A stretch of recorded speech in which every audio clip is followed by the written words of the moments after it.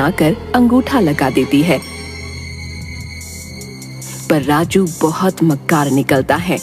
2-4 दिनों में वो जमीन को औने पौने दाम में बेचकर गांव से फरार हो जाता है।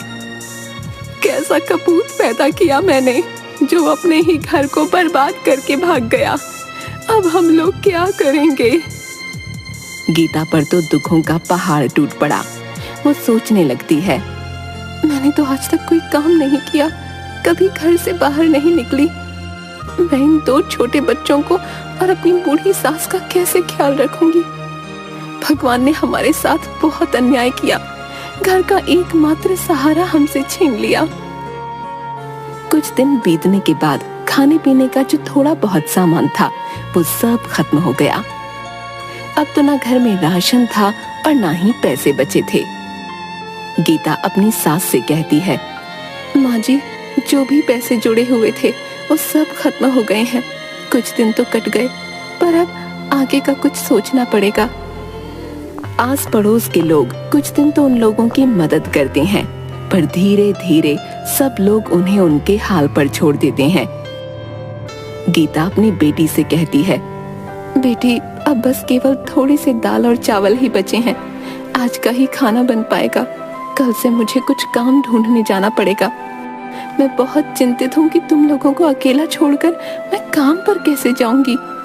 माँ जी भी तो बीमार रहती हैं, उन्हें किसके भरोसे छोड़कर जाऊं? आप चिंता बिल्कुल न करें, आप तो भगवान की इतनी पूजा करती हैं, वो जरूर आपकी मदद करेंगे। हाँ बेटी, अब भगवान ही हमारी मदद कर सकते हैं। तुम भी उनसे प्रार्थना करना। चलो अब खाना खा लो। बच्चों और सास को खाना खिला लेने के बाद केवल थोड़ा सा ही खाना उसके लिए बचा। गीता जैसे ही खाना खाने के लिए बैठी तभी बाहर से आवाज आती है, क्या कोई घर पर है? इस भूखी बुढ़िया को भी खाना खिला दो। बूढ़ी अम्मा की आवाज सुनकर गीता तुरंत बाहर आती है और उन्हें बैठने के लिए कहती है। गीता ने अपने लिए जो थोड़े से दाल चावल रखे थे वो उस बुढ़िया को देने के लिए प्लेट में डालकर ले आती है। ये जो थोड़ा बहुत खाना है खा लो, मेरे पास आज केवल इतना ही भोजन है, आप इसे ग्रहण कर लें। बूढ़ी अम्मा खाना खाते खाते गीता से पूछने लगती हैं, क्या हुआ बेटी, उदास क्यों है? गीता उस बूढ़ी अम्मा को सारी कहानी बताते हुए कहती है कि किस तरह अचानक उसके पति की मृत्यु के बाद घर का सारा भार उसके ऊपर आ गया और कमाई का कोई जरिया नहीं है। आज तो राशन भी खत्म हो गया है। मुझे समझ नहीं आ रहा कि अपने छोटे छोटे बच्चों और बूढ़ी सास को छोड़कर कैसे बाहर काम पर जाऊं, और यदि काम नहीं किया तो इनके लिए खाना कहां से लाऊंगी? बूढ़ी अम्मा गीता की सारी बातें सुनकर उससे कहती है, तुमने ये जो दाल चावल बनाए थे इनमें बहुत ही स्वाद था। तुम्हारे हाथ में स्वाद है। घर के बाहर ही तुम दाल चावल का ठेला क्यों नहीं लगा लेती, जिससे तुम्हें घर छोड़कर कहीं जाना भी नहीं पड़ेगा और तुम्हारी कमाई का जरिया भी बन जाएगा। मैं तुम्हें एक नमक का पैकेट देती हूँ। ये एक जादुई नमक है। तुम अपने खाने में इसी पैकेट से नमक डालना, फिर देखना उस खाने का स्वाद। तुम्हारा सारा खाना हाथों हाथ बिक जाएगा और तुम्हें कभी पैसे की कोई परेशानी नहीं होगी।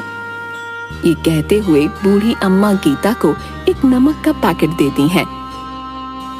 आपका बहुत बहुत शुक्रिया अम्मा, आपने तो मेरी समस्या हल कर दी। अब मैं घर पर रहकर ही सब काम कर लिया करूंगी और मुझे अपने बच्चों को छोड़कर कहीं दूर भी नहीं जाना पड़ेगा। तुम बहुत ही अच्छे दिल की औरत हो। तुम्हारे मन में लोगों के लिए दया भाव है और तुम लोगों की मदद करना चाहती हो, इसीलिए मैं तुम्हें ये जादुई नमक दे रही हूँ। ये तुम्हारी बहुत मदद करेगा। हाँ, ये याद रखना, ये पैकेट कभी भी खाली नहीं होगा। बस तुम इसे एक जगह संभाल कर रख देना और हमेशा खाने में नमक इसी में से डालना। भगवान तुम्हारा भला करेंगे। ये कहते हुए वो बूढ़ी अम्मा वहाँ से चली जाती हैं। गीता अगले ही दिन भगवान का नाम लेकर खाना बनाने का काम शुरू करती है। पहले दिन वो दाल चावल ही बनाती है और उसमें वही जादुई नमक डालती है। वो अपने आसपास के सभी घरों में कहलवा देती है कि आज से वो दाल चावल बनाकर बेचने का काम शुरू कर रही है जिसे भी दाल चावल लेने हो वो उससे खरीद सकता है। पहले ही दिन कुछ लोग गीता से दाल चावल खरीद कर खाते हैं, तो उसके दाल चावल के स्वाद से वो लोग बहुत खुश होते हैं। गीता बहन, वाह क्या बात है, ये दाल चावल तो बहुत ही स्वादिष्ट है? हम भी रोज घर में दाल चावल बनाते हैं, परंतु ऐसा स्वाद तो कभी भी नहीं आया भाई। हाँ भाई, ऐसे दाल चावल ना गुड्डू की माँ जो है 100 साल लगा कर भी नहीं बना पाएगी, बता रहा हूँ। स्वाद आ गया भाई सच में।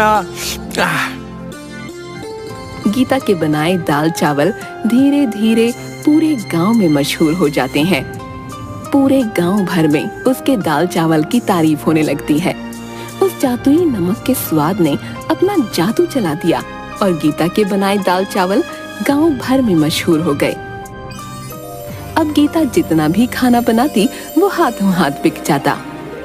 गीता की अच्छी खासी कमाई होने लगी और उसके पास पैसे भी जुड़ने लगे। गीता अपनी सास से कहती है, माँ जी, हमारे बनाए दाल चावल पूरे गांव भर में सबको पसंद आ रहे हैं और रोजाना ग्राहक बढ़ते ही जा रहे हैं। अब हमारे घर में पैसे की कोई कमी नहीं है। मैं सोच रही हूँ क्यों ना मैं अपने साथ काम करने के लिए एक नौकर को रख लूं और हम दाल चावल के साथ साथ सब्जी और रोटी भी बनाकर बेचेंगे, जिससे कि हमारी कमाई और बढ़ेगी। हाँ हाँ, क्यों नहीं बेटी, तुम इतने मन से और साफ सफाई से खाना बनाती हो तो खाने में तो स्वाद आएगा ही। तुम इसी तरह मेहनत करती रहो, भगवान तुम्हें सफलता देंगे। बस फिर क्या था, गीता अगले ही दिन से मुन्ना नाम के एक लड़के को अपने साथ काम करने के लिए रख लेती है। खाना तो गीता ही बनाती थी, जिसमें वो जादुई नमक डालती, परंतु खाना परोसना, ग्राहकों से पैसे लेना और उन्हें खाना डाल कर देना, ये सब काम के लिए उसने मुन्ना को रख लिया। मुन्ना काफी गरीब था और चालाक भी।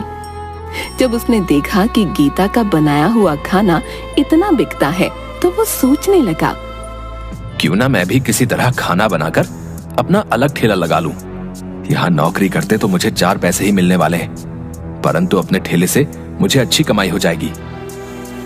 मुन्ना अपने दोस्त से कहता है, अरे यार, ये दिन भर की नौकरी करने के बाद मेरे हाथ में तो कुछ भी नहीं आता। इतनी कम तनख्वाह में भी भला गुजारा होता है क्या? है? मैं सोच रहा हूँ जब गीता औरत होकर इतना कमा सकती है तो मैं क्यों नहीं, मैं भी अलग ठेला लगा लूंगा। जब इस काम में इतनी कमाई है तो मैं अलग से ठेला लगाकर ज्यादा मुनाफा क्यों ना कमाऊं भाई? है? कब तक उस गीता का नौकर बना रहूंगा?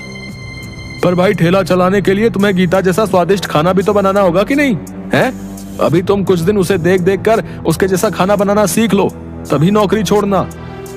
हाँ, ये तो तू बिल्कुल ठीक कह रहा है। उसके जैसा स्वादिष्ट खाना बनाऊंगा तभी तो मुनाफा होगा। मुन्ना सोचने लगता है, गीता खाने में ऐसा क्या डालती है जिससे उसके खाने का स्वाद इतना बढ़ जाता है? ये बात पता करनी पड़ेगी। यदि मेरा खाना गीता के खाने की तरह स्वाद बनेगा तभी तो बिकेगा। एक दिन छुपकर मुन्ना गीता को खाना बनाते हुए देखता है।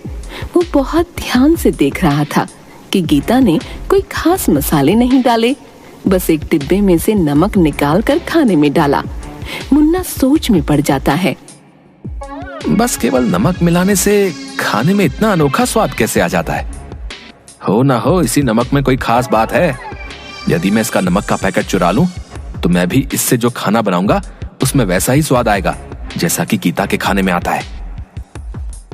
बस फिर क्या था, मुन्ना लालच में आकर गीता का नमक चुरा लेता है और चुपचाप उसे अपने घर ले जाता है।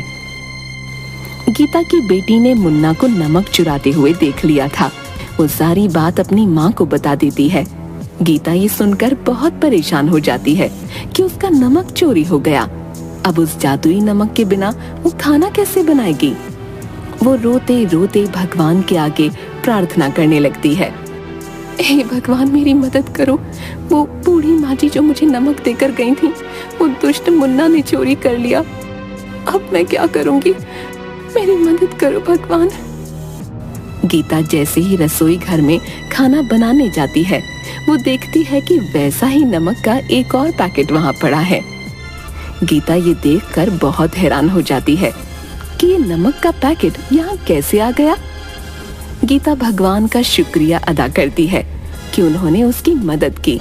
वो तुरंत जादुई नमक से खाना बनाने लग जाती है। उधर दूसरी ओर मुन्ना भी उस चुराए हुए नमक से खाना बनाकर अपने ठेले पर लगाता है और सभी लोगों से कहता है, आइए आइए और मुन्ना के ठेले पर आकर स्वादिष्ट खाना खाएं। लोग मुन्ना के ठेले पर खाना खाने आते भी हैं, पर जैसे ही वो लोग खाना मुंह में डालते हैं उसे थूकने लगते हैं। अरे थू थू थू थू थू थू, हैं? इतना बेस्वाद और गंदा खाना है। इसमें तुमने नमक मसाले डाले हैं या जहर डाला है भाई? हैं? थू थू थू थू थू।